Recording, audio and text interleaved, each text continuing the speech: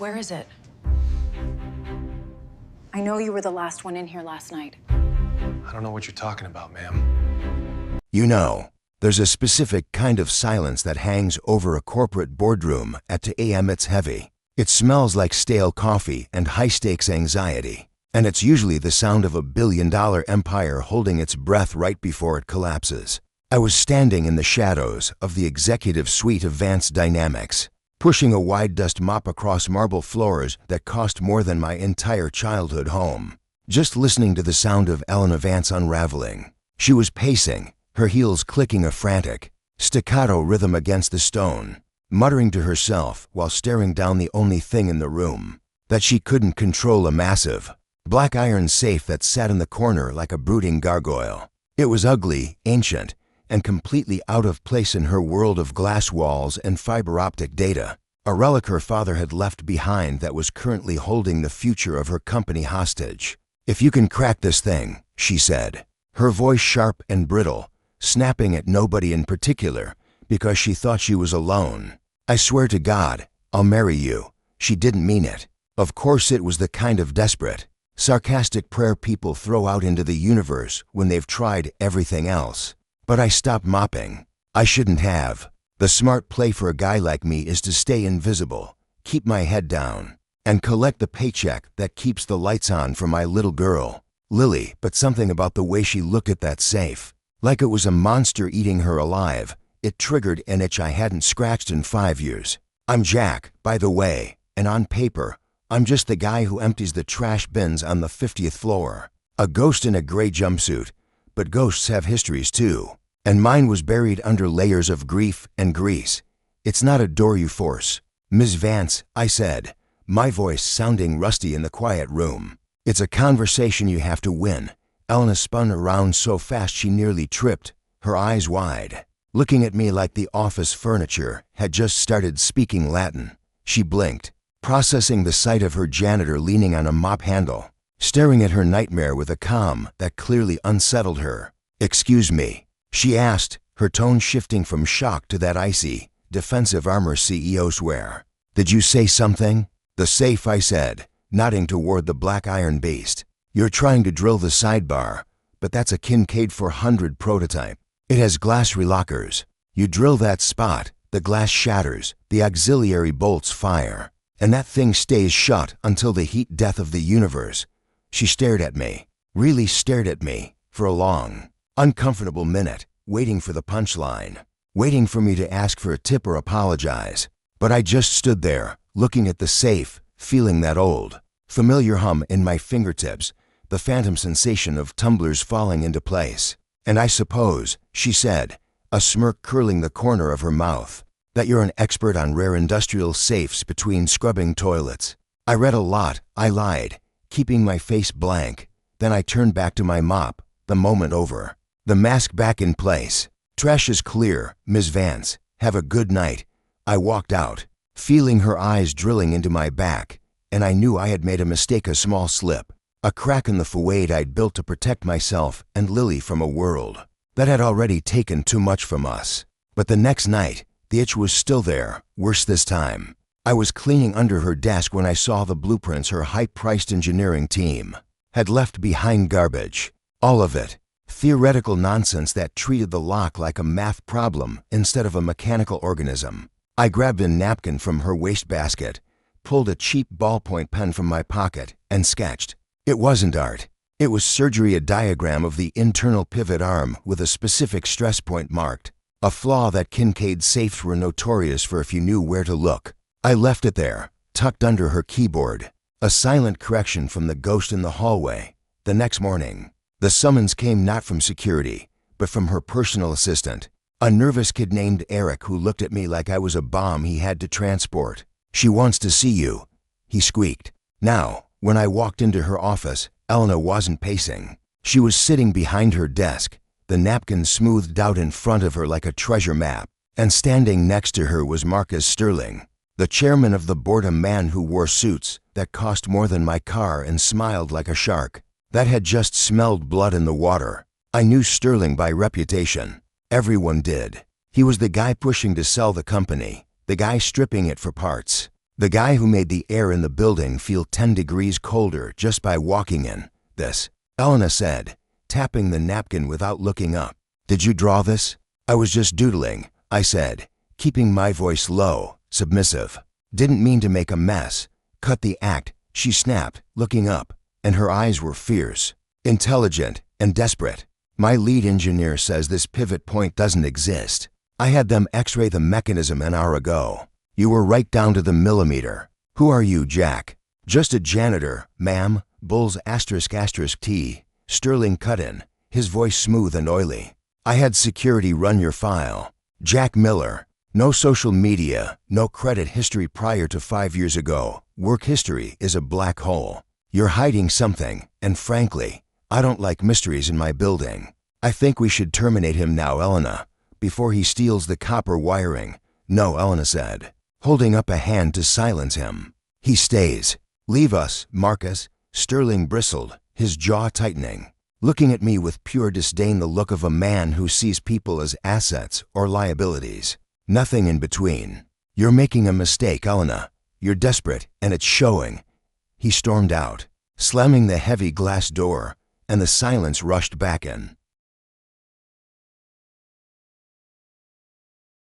My father built this company on innovation, Elena said, standing up and walking around the desk to lean against it, crossing her arms. He put the patents for our next generation clean energy drive inside that safe before he died. Sterling wants to sell the company to a competitor for parts. If I can't produce those patents by the board meeting on Friday, I lose everything. My father's legacy, the jobs of 3,000 people, everything. She looked at me, stripping away the CEO persona for a second to show the terrified daughter underneath. I ran a deeper check. Jack, I saw the medical claims for your daughter. Lily, cystic fibrosis. Right. My blood went cold. The room seemed to shrink. Leave my daughter out of this. I can't, she said softly, because I know you're drowning in medical bills. I know you're 2 months behind on rent. I know you're buying half doses of her medication on the gray market. Because insurance denied the new treatment, she took a step closer. If you open that safe, I will put you and Lily on the Executive Platinum Health Plan. Full coverage, no deductibles, the best specialists in the country. Lifelong coverage, Jack. I'll write it into a contract right now. I stood there, feeling the weight of the world pressing down on my shoulders. I thought about Lily, her cough that kept us both up at night, the way she smiled through the nebulizer mask, the way she never complained even though she was fighting for every breath. I thought about the pride I'd swallowed to take this job, the career I'd walked away from after the fire that took my wife. Sarah, I had sworn I'd never touch engineering again, that I'd never let corporate greed destroy another person I loved. But this wasn't about me. This was Lily's life on one side of the scale and my pride on the other. I need tools, I said, my voice rough. Not the junk your guys use. I need a fiber optic scope, acoustic sensors, and a custom tension wrench I have to make myself. And I work at night, alone, no cameras, no Sterling. Elena let out a breath she must have been holding for a week. Done. That night, the office transformed into my workshop. I laid out the tools on a velvet cloth, the silence of the building wrapping around me like a blanket. I approached the safe not as an enemy, but as an old friend I had a quarrel with. I slid the stethoscope into my ears, pressed the diaphragm against the cold steel, and closed my eyes. Click, whir, thud, the language of mechanics. It's honest. People lie, numbers lie, but gears tell you exactly what they are if you listen hard enough. I worked for 3 hours, finding the rhythm, bypassing the false gates, tricking the relockers. It was a dance, and for the first time in 5 years, I felt alive, my brain firing on all cylinders, the grief temporarily pushed aside by the purity of the problem. But then, as I was manipulating the third tumbler, I saw it. It was tiny, scratched into the brass casing of the dial ring, a small, stylized engraving of a bird. A starling. My heart stopped. My hands froze. I couldn't breathe. I fell back from the safe, gasping like I'd been punched in the gut, the tools clattering to the floor. Elena, who had been watching silently from her desk, rushed over. Jack, what is it? Did you trip the alarm? Where did you get this? I whispered, pointing at the mark with a shaking finger. "This safe, where did it come from?" "It was a prototype," she said, confused.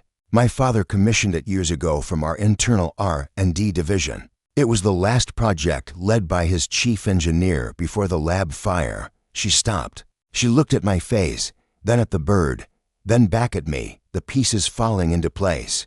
The fire, 5 years ago. The lab explosion that was ruled an accident. The engineer who died. Sarah, I choked out. Her name was Sarah Miller. That's her mark. She called me her starling. The room spun. This wasn't just a safe. This was her tombstone. This was the last thing my wife touched before she burned to death. In this building, a death the company paid me a settlement to stay quiet about. A death they blamed on user error. Jack, Elena's voice was horrified. "I didn't know. I swear I didn't know. You people." I stood up, the rage boiling over, hot and blinding. "You chew people up and turn them into ash, and then you ask their families to come back and fix the mess you made. I can't do this. I won't." I started to pack my tools, my hands trembling violently. I was leaving. I was taking Lily, and we were going to disappear. I didn't care about the insurance. I didn't care about the company. I just wanted to be away from the place that killed my wife. "Wait," Elena grabbed my arm. "Jack, listen to me. If Sarah built this, she built it for a reason. My father trusted her more than anyone. Maybe she left something inside. Not just the patents. Maybe she knew." I stopped. I looked at the cold, unyielding face of the safe. Sarah was brilliant. She was paranoid about safety. She used to tell me, "Jack, always build a back door. Because front doors are for people who follow rules. And the world is run by people." The sun was just starting to bleed through the skyline of Chicago when I walked out of the executive bathroom, transformed. The gray jumpsuit lay in a heap in the trash, replaced by a charcoal Italian suit that Elena had pulled from her father's old wardrobe. In the office closet, it was a little tight in the shoulders. Janitorial work keeps you broad, but it fit the part. I looked in the mirror and didn't see the guy who cleaned toilets anymore. I saw the man Sarah had fallen in love with, the engineer who used to dream of building cities. And I saw a father who was about to go to war for his daughter. "You look," Elena paused, holding a cup of coffee, her eyes red-rimmed from a night of reviewing the evidence. "Dangerous, good," I said, adjusting the tie. "Because we're walking into a lion's den, and I don't plan on bringing a whip. I'm bringing a sledgehammer." We spent the next 2 hours strategizing. Elena was sharp, brilliant even, but she played by the rules. She wanted to present the papers, make a speech, appeal to their morality. I had to explain to her that guys like Sterling didn't have morality. They had risk assessments. We needed to corner him, cut off his escape routes, and make sure that when he went down, he didn't drag the company or Lily's health insurance down with him. At 8:55 a.m., we walked toward the boardroom. The hallway felt like a runway. I could feel the eyes of the secretaries and junior execs, people who had walked past me for years without seeing me, now staring, trying to place the face. Is that the trash guy?" I didn't blink. I kept my eyes on the double mahogany doors at the end of the hall that we pushed them open. The room was full. 12 board members, men and women in power suits, sat around a table that looked like a coffin lid. At the head sat Marcus Sterling, looking smug, already pouring champagne into a crystal flute. He looked up, annoyed at the interruption, and then confused as he saw Elena. And then me. "Elena," Sterling smirked, setting down his glass. "You're late. And you brought hired help." I didn't realize we were catering this meeting. A few board members chuckled. Elena didn't flinch. She walked to the head of the table, stood right next to him, and placed the black iron box from the safe onto the polished wood. The sound of it hitting the table echoed like a gunshot.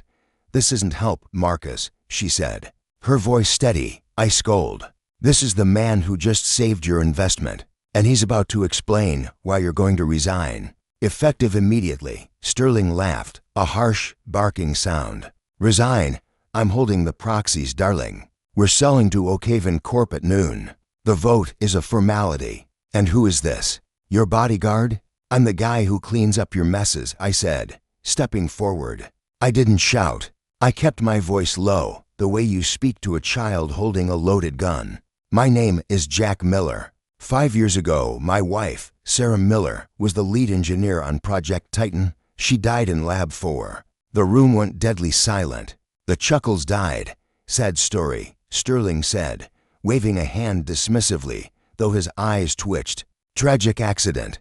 We settled with the families. What does this have to do with business? Everything, I said. I opened the folder Elena handed me. This isn't a settlement. This is a murder weapon. I slid the purchase orders down the table. You see, Sarah didn't die because of an accident. She died because you, Marcus, overrode the safety specs. You swapped out the ceramic shielding for cheap polymer foam to skim 15% off the budget. You signed the order right here. I pointed to his signature. Blown up on the projector screen Elena had just activated. And then when she sent you a memo warning you that the polymer would melt at 600 degrees, you buried it. You replied, just get it done. Well, the reactor hit 600 degrees. The foam melted, and my wife burned to death. Sterling stood up, his face flushing purple. This is slander. That document is a forgery. Security. Sit down, I barked. The command voice. The voice that echoed off the steel walls of the safe. He hesitated, and in that moment, he lost the room. It's not a forgery, Elena cut in, because it was sealed in the Titan safe, time-stamped and locked away by Sarah herself 3 days before the fire. We opened it last night. The chain of custody is unbroken. The patents for the new drive are in there too, I added, looking at the other board members. The tech that O'Cavan wants to buy. It's yours. It works. The company is worth 10 times the buyout offer, but only if you get rid of the liability sitting at the head of the table. Because if you sell today, I take these documents to the district attorney, the FBI, and the New York Times. I will tie the sale up in litigation for 20 years. I will make sure the name Vance Dynamics is synonymous with corporate manslaughter. I leaned in close to Sterling, close enough to smell his expensive cologne, masking the scent of fear. You took my wife. You tried to take my daughter's future. I'm taking your empire. The silence stretched, tight as a piano wire. Then, one of the senior board members, an old woman who had known Elena's father, reached out and picked up the purchase order. She put on her glasses, read it, and then looked at Sterling with pure disgust. Is this your signature, Marcus? She asked quietly. It was a business decision. Sterling sputtered. Risk management. We were over budget. Motion to remove the chairman, the woman said, not looking away from him. Seconded. Another voice said. Third, said another. It took 5 minutes. Security didn't come for me. They came for him. As they escorted Sterling out shouting threats, promising lawyers. Looking small and pathetic, I didn't feel the rush of joy I expected. I just felt heavy. I felt the absence of Sarah. I felt the weight of the years I'd lost. But then I looked at Elena. She was standing at the head of the table, tears in her eyes, mouthing the words thank you. And then I thought of Lily. We walked out of that boardroom an hour later. The sale was off. The stock was climbing on the news of the discovered patents. I was offered a position head of prototype engineering with a salary. That made my knees weak. You know, Elena said as we stood in the lobby. The same lobby I used to mop at 3 a.m. The offer still stands. Which one? I asked, loosening the tie. The health insurance. Lily is covered. I already sent the paperwork to the hospital. She starts the new treatment on Monday. I had to look away because I wasn't going to cry in an Italian suit in the middle of the lobby. Thank you, I choked out. You have no idea. And the other offer, she said, a playful smile dancing on her lips. The first genuine smile I'd seen on her. The marriage proposal. I laughed, a real laugh that felt rusty in my throat. Let's start with coffee, I said. And maybe you stop trying to drill through hardened steel plates. Deal, she said. 6 months later, I'm in the lab. The new R&D facility we built named the Sarah Miller Innovation Center. It's bright, it's safe, and it's honest. Lily is sitting in the corner, doing her homework. She's not coughing. Her color is back. She's annoying me about getting a puppy, which is the best kind of annoyance a father can have. Elena walks in, holding to coffees. She's different now, lighter. She runs the company, but she doesn't let the company run her. We're seeing where things go. It's slow. It's complicated. But it's real. I walk over to the display case in the lobby. The safe is there, the door open, retired now as a monument. I rest my hand on the steel, on the little engraving of the starling. "We did it, Sarah," I whisper. We open the door, and in the quiet hum of the lab, surrounded by the future we're building, I swear I can hear the faintest click of tumblers falling into place. So, here's the thing about secrets: they're heavy, and they rust if you keep them locked away too long. But the truth is a mechanic. It fixes things. It's messy, and it hurts, but it's the only thing that keeps the engine running. I'm curious though, if you were in my shoes, mopping those floors,